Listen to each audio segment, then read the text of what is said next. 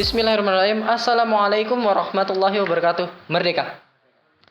Ya, halo sobat toleransi dan perdamaian. Apa kabarnya nih? Semoga baik-baik aja ya. Semoga sehat-sehat aja dan don't forget stay at home. Oke.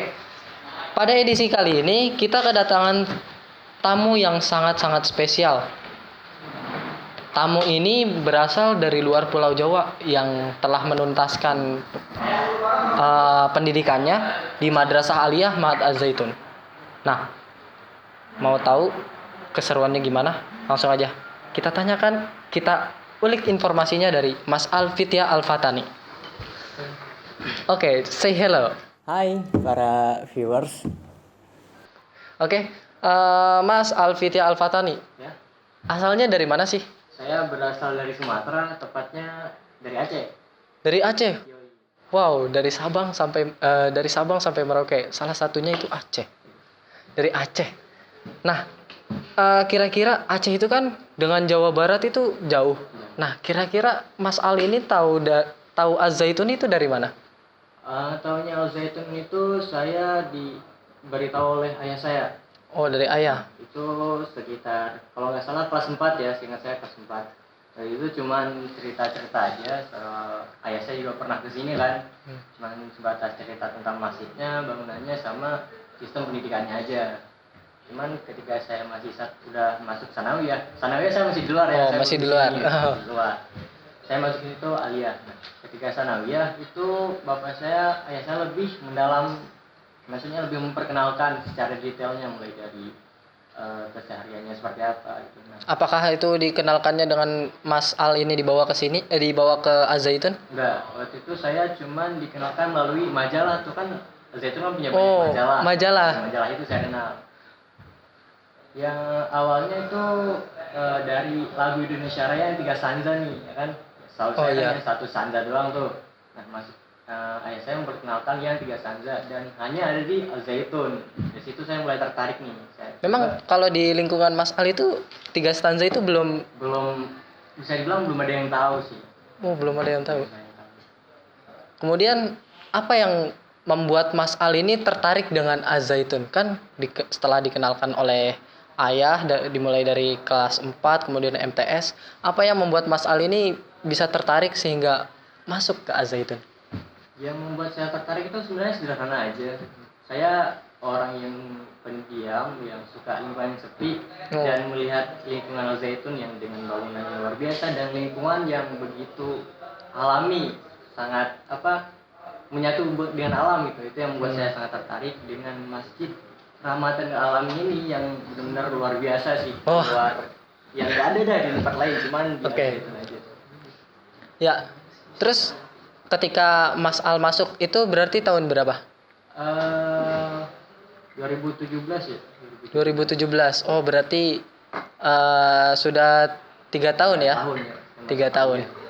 Nah, apa sih first impression ketika Mas Al itu masuk ke sini tentang sekolah di Az-Zaitun tuh? Kira-kira pandangannya bakalan seperti apa gitu? Awalnya sih sempet agak kecewa ya, soalnya saya datang itu kan saya juga terlambat juga kan sebagai pendaftaran terakhir kan. Oh, Nah, dan waktu itu lampu di awal di jalan masuk itu kan belum tergelap dan belum terlihat kelihatan apa-apa kan. Dan saya masuk ke gedung penginapan itu yang Gedung Usman kan. oh Gedung Usman ya. Dengan keadaan gedung, saya pikir santri itu bakal tidur di situ gitu loh kan. Oh. Dan, pakai karpet aja gitu kan. Saya sempat kecewa dan agak ada penyesalan sedikit. Cuman hari demi hari berjalan, saya mulai tertarik nih dengan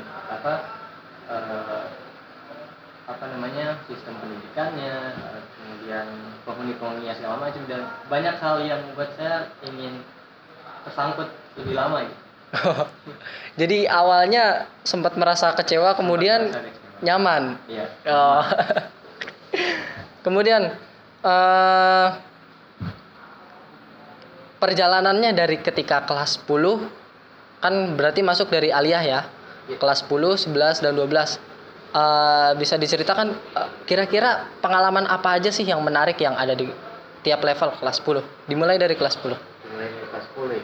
di awal kelas 10 itu pasti yang namanya santri mau di pondok manapun pasti mengalami fase yang berat gitu kan ya. Oh iya. Nah itu awal semester 1 kelas 10 itu benar berat buat saya apa namanya homesick lah ya, Homesick. saya sering telepon orang tua saya segala macam cerita dengan apa, karena waktu itu dengan keadaan yang saya sangat berat, saya menganggap keadaannya itu negatif. Kenapa negatif? Ya dengan beberapa keadaan santrinya, kemudian lingkungan yang gimana ya, agak kurang mendukung buat saya gitu. Soalnya saya merasa terkunci dan saya nggak bisa berekspresi lebih luas gitu kan. Semester 1. Cuman di balik itu saya coba terus berteman gitu. Nah kemudian di semester 2 itu baru mulai ada perkembangan yang luar biasa. Waktu itu saya pinjam buku teman saya. Nah dari situ awal perjalanan saya menuju hal yang itu benar-benar keren banget. Oke. Nah, kemudian selanjutnya kira-kira selama di aliyah itu, di madrasah aliyah, itu pengalaman apa yang paling berkesan yang membuat Mas Al ini jadi apa ya? Intinya membuat berkesan di hati gitu selama aliyah. Yang benar-benar bikin saya berubah itu pertama dari organisasinya, kemudian saya mengenal teman saya yang kebetulan satu bidang dengan saya, dan itu benar-benar luar biasa. Di aliyah saya menemukan jati diri saya siapa, kemudian tujuan apa yang harus saya capai, cita-cita apa yang harus saya capai, harus saya raih, kemudian impian seperti apa yang harus saya capai, hal apa aja yang harus saya bagikan, semuanya saya menemukan di sini di aliyah itu. Wah, berarti keren ya. Nah, kalau soal pengalaman organisasi nih, bisa diceritakan sedikit gak? Kenapa pengalaman organisasi itu bisa menjadi hal yang berkesan buat Mas Al? Dalam organisasi kan kita ada yang namanya diskusi, berbicara, menyampaikan entah itu evaluasi segala macam dan menyampaikan permasalahan kita kan. Nah dari situ saya belajar untuk berbicara di depan orang banyak gitu loh. Saya memimpin beberapa orang walaupun kelompok kecil, dan itu benar-benar luar biasa sih. Hanya di sini pengalaman itu didapat sampai akhirnya saya bisa berbicara dengan gamblangnya gitu. Wah, berarti memang teamwork kemudian public speakingnya benar-benar terlatih ya. Iya. Ya. Memang kalau boleh tahu Mas Al ini organisasinya tuh ikut organisasi apa sih? Awalnya saya itu menjadi penanggung jawab kelas 7 di kemuslamian masjid gitu. Gitu. Dan di kelas 12 kan ada Ormas tuh. Nah, saya terdaftar sebagai anggota informasi publikasi yang kebetulan itu sejalan dengan hobi saya. Itu awal perkembangan yang luar biasa. Singkatnya sih itu aja. Berarti di organisasi informasi publik, organisasi pelajar itu kemampuan Mas Al benar-benar dikeluarin ya, benar-benar meningkat ya. Nah, terus kemudian soal tadi kan sejalan dengan hobi. Nah, hobinya Mas Al ini emang apa? Saya hobinya itu ada di bidang digital, tepatnya di bidang kreatif visual, entah itu editing. Wow. Ya, lebih fokusnya sebenarnya di editing video, kemudian animasi juga, sama saya juga fokus di bidang fotografi. Tuh. Banyak ya? Ya lumayan. Nah itu kok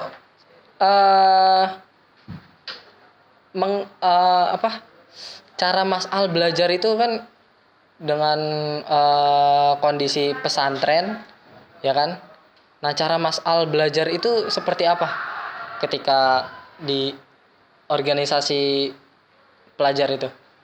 Di organisasi pelajar itu kan otomatis kita dapat tugas dari yang memimpin kita kan. Nah dari situ kita punya alatnya juga, kita punya gearnya, ya dengan pengalaman aja karena keadaan kita di pesantren kan.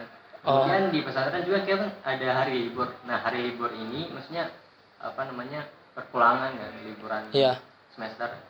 Nah ini yang dimanfaatkan untuk nonton tutorial, kemudian mencari mentor-mentor yang di bidang itu. Oh, oke oke.